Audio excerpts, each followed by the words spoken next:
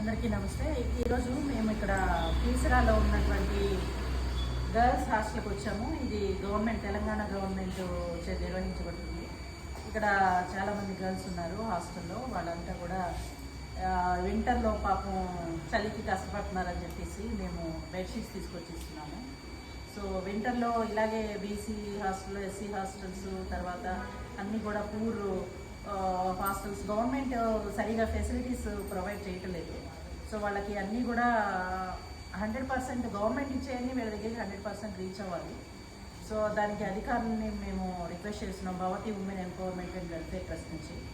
So ఇటువంటి పిల్లలకి అందరికీ కూడా వసతి, తర్వాత బెడ్షీట్స్, బ్లాంకెట్స్, బట్టలు, తర్వాత స్టేషనరీ, వాళ్ళకి చదువుకోవడానికి మినిమమ్ ఇవి ఇస్తే వాళ్ళు బాగా చదువుకొని పైకి వస్తారు. సో ఇది దృష్టిలో ఉంచుకోవాలని నేను గవర్నమెంట్ని విజ్ఞప్తి చేస్తున్నాను. ముఖ్యంగా మన తెలంగాణ రాష్ట్ర ముఖ్యమంత్రి రేవంత్ రెడ్డి గారు ఇవన్నీ కూడా దృష్టి నుంచి చూడాలని మనం చేస్తున్నాము. సో ఈ పిల్లలకి బెడ్షీట్స్ డిస్ట్రిబ్యూట్ చేయడానికి ఈరోజు నేను ఇక్కడికి వచ్చాను. Thank you very much.